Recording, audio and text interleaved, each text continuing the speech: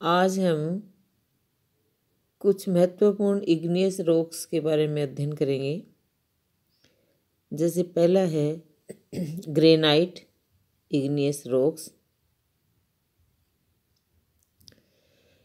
Granite जो है वो अंतर्जात आग्नेय शैल का उदाहरण है और जिसका निर्माण धरातल के नीचे काफ़ी गहराई में होता है।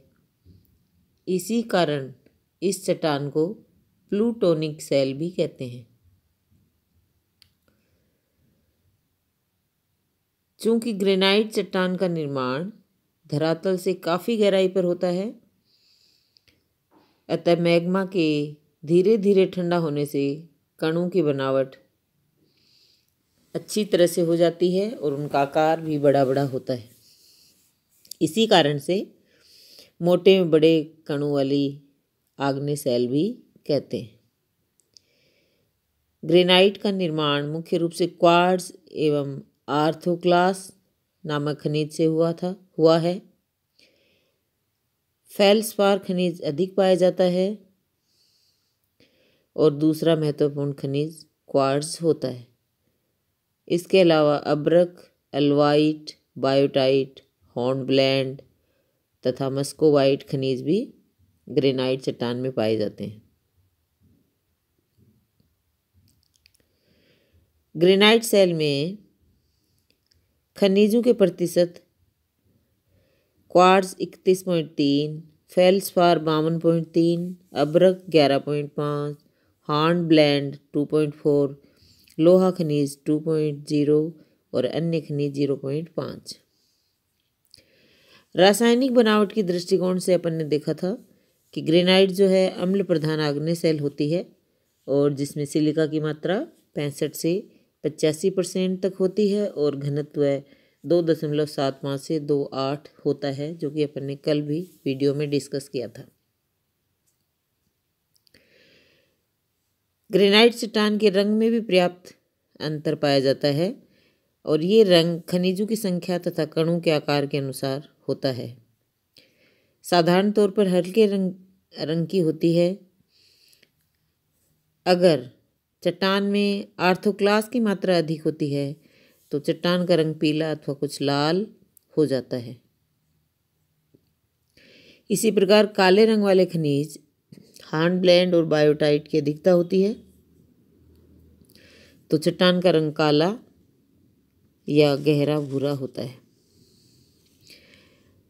ग्रेनाइट चट्टान की उत्पत्ति के विषय में विद्वानों में एक मत नहीं है और जर्मनी के सैक्सोनी के निवासी प्रमुख विद्वान वैंडन का कहना था कि ग्रेनाइट शैल का निर्माण अतीत काल में एक आद्य समुद्र से अवक्षेपण के रूप में हुआ है। इस वर्षा से प्राप्त ग्रेनाइट पदार्थ ने बाद में ठंडा होकर जमकर ठोस रूप धारण कर लिया। उनका विश्वास था कि ग्रेनाइट पदार्थ की वर्षा के कारण ही इसका विस्तार पृथ्वी पर चारों तरफ हो गया और इस मत की जो आलोचना है बहुत ज़्यादा की गई और ग्रेनाइट की जो ये वर्षा जैसी बात है इसको कल्पना मात्र बताया। इस परिकल्पना के विरोध में एडिनबर्ग के प्रसिद्ध भूगर्भवेत्ता हट्टन ने बताया कि ग्रेनाइट ही सबसे प्राचीन एवं आद्य शैल नहीं है, क्योंकि इसका अन्य प्राचीन चट्टानों के बीच पाया जाना ये प्रमाणित करता है कि इसके पहले भी शैलों का निर्माण हो चुका था। साथ ही इसका पुरानी शैलों के बीच का प्रवेश तभी संभव हो सकता है जबकि प्रारंभ में पिंगली अवस्था में रही होगी। उन्होंने ये भी बताया कि ग्रेनाइट के संपर्क में जो भी शैल आई उसका अधिक ताप के कारण रूपांतरण हो गया। ये तभी संभव हो सकता है जब ग्रेनाइट न केवल पिंगली अवस्था में थी बल्कि काफ़ी तप्त रही होगी। इस प्रकार प्रमाणित किया जाता है कि ग्रेनाइट की उत्पत्ति गर्म एवं तरल मैग्मा के ठंडा होने के कारण जमने से ठोस होने पर हुई। वर्तमान समय में ये सर्वमान्य तथ्य है कि ज्वालामुखी के उद्गार के समय निकलने वाले पिंगले एवं गर्म मैग्मा के धरातल के नीचे ठोस होने पर ग्रेनाइट का निर्माण हुआ है और होता भी है। अब आता है बेसाल्ट। बेसाल्ट बारीक कणों वाली बाह्य आग्नेय शैल है जिसका जमाव धरातल के ऊपर ज्वालामुखी के उद्गार के समय हुआ था। बारीक कणों वाली चट्टान का कारण है कि जब लावा का जमाव एवं ठोस रूप शीघ्रता से हो गया तो कणों का अभाव हो गया। यही कारण है कि कुछ बेसाल्ट चट्टानों में कण नहीं मिलते। ऐसी चट्टानों को ग्लासी बेसाल्ट कहते हैं।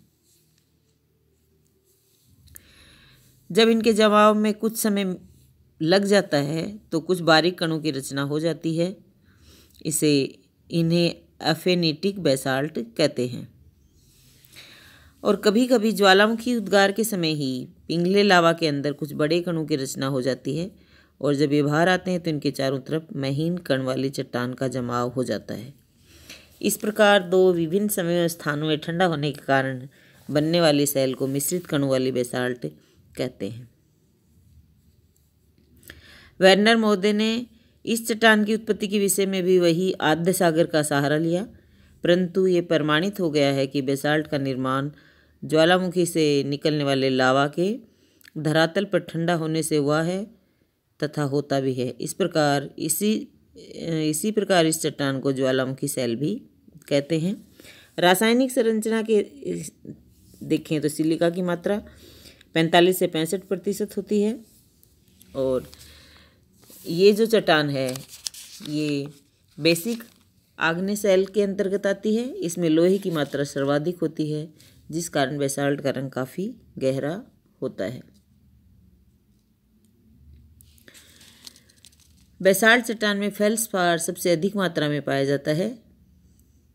इसके अलावा आजाइट और ओल्विन और लोहा और अन्य खनिज पाए जाते हैं।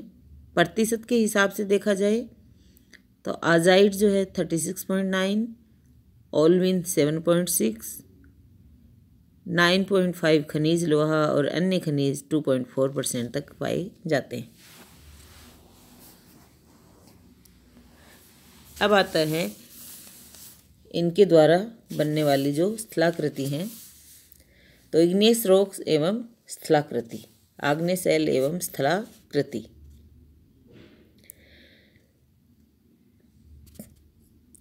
स्थलाकृति के रूप में के तौर पे अगर अध्ययन करते हैं, आग्नेय चट्टान मोटे तौर पर कठोर होती है परंतु ये हमेशा आवश्यक नहीं। कभी कभी चट्टान आसपास की शैल से अत्यंत मुलायम भी होती है। जब ग्रेनाइट आग्नेय शैल के वृत्त समूह पर लगातार अपरदन होता रहता है अथवा अपक्षय का प्रभाव लंबे समय तक चलता रहता है तो अगल बगल की परत उधड़कर हट जाती है और बीच का भाग उभरा सा नजर आता है। इस प्रकार की आकृति को एक्सफोलिएशन गुंबद कहते हैं। संयुक्त राज्य अमेरिका की योसेमाइट घाटी के बड़े बड़े गुंबद, रायो डी जेनेरो के सुगरलोफ तथा जॉर्जिया के स्टोन पर्वत इस तरह के गुंबदों के उदाहरण हैं। रांची पठार पर रांची शहर के पास कांके गुंबद, बूटी गांव के पास गुंबद एक्सफोलिएशन गुंबद के एग्जाम्पल हैं। कभी कभी धरातल के नीचे मैग्मा का जमाव एक बड़े गुंबद के रूप में हो जाता है, परंतु ये गुंबद ऊपर से अन्य चट्टानों से ढके रहते हैं। अत्यधिक अपरदन के बाद ये गुंबद सतह पर दिखाई पड़ते हैं, परंतु अत्यधिक अपरदन से गुंबद के ऊपर से मलबा का अतिरिक्त भाग हट जाता है। इस प्रकार दबाव में कमी के कारण गुंबद फैलने लगता है। फलस्वरूप इनके ऊपर ऊपरी भाग पर गोल जोड़ पड़ जाते हैं और इन्हीं जोड़ों के कारण एक्सफोलिएशन यानी परत जो होती हैं वो हटने लगती हैं।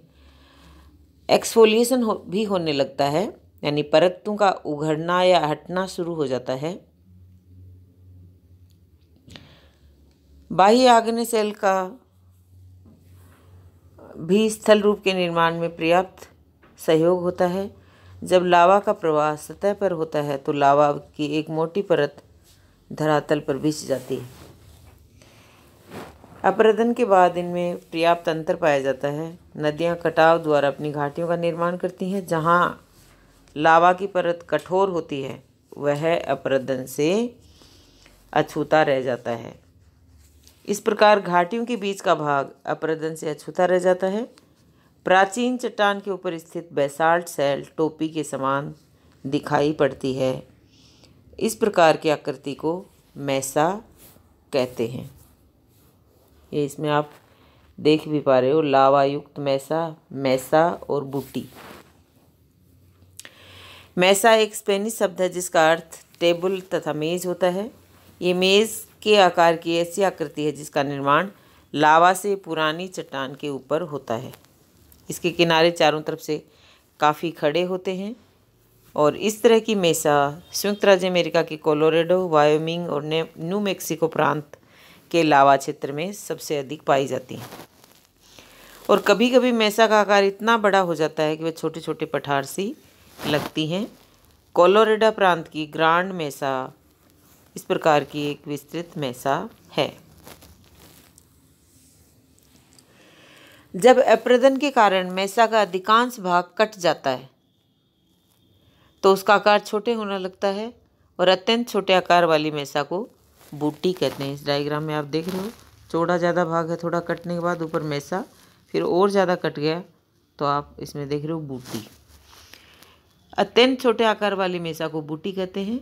कभी कभी ऊपर स्थित कमज़ोर चट्टान में लावा का प्रवेश एक संकरे लंब के रूप में हो जाता है। बाद में अपरदन के कारण लंब रूप में स्थित लावा का ऊपरी भाग बूटी के रूप में दिखाई देता है। इस प्रकार की बूटी को ज्वालामुखी बूटी कहते हैं। और संयुक्त राज्य अमेरिका की सिप रॉक इसका एग्जाम्पल है। कभी कभी ये जो ज्वालामुखी बूटी आप इसमें देख रहे हो,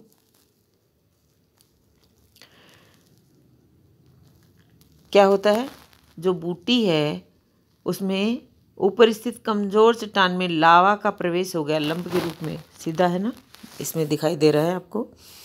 लावा का प्रवेश एक संकरे लंब के रूप में हो जाता है और बाद में अपरदन के कारण लंब रूप में स्थित लावा का ऊपरी भाग, ये जो ऊपर का भाग है यहाँ दिखाई दे रहा है, ये लंब, और ऊपर जो ब्लैक में आपको दिखाई दे रहा है, इसको ज्वालामुखी बूटी कहते हैं। ग्रेनाइट चट्टान में कभी कभी इस प्रकार जोड़ हैं, इस प्रकार चौकोर आकार के हो जाते हैं कि आयताकार स्थलाकृति का निर्माण होता है और ऐसी स्थलाकृति पर आयताकार अपवा प्रतिरूप का आविर्भाव होता है। जब आग्नेय सेल की संधियां स्तंभ के रूप में होती हैं तो सतह पर षट्भुज के आकार की आकृतियां बन जाती हैं।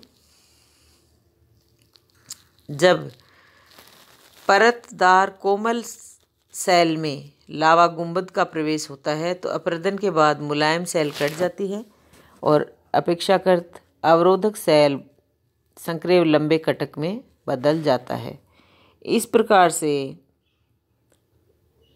बने स्थल रूप को हॉग बैक कहते हैं।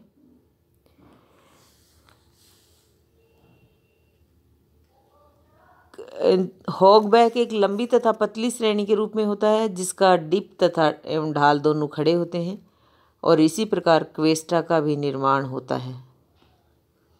क्वेस्टा एवं हॉग बैक में अंतर ये होता है कि क्वेस्टा का ढाल एवं डिप खड़े ढाल वाला नहीं होता बल्कि झुका हुआ होता है।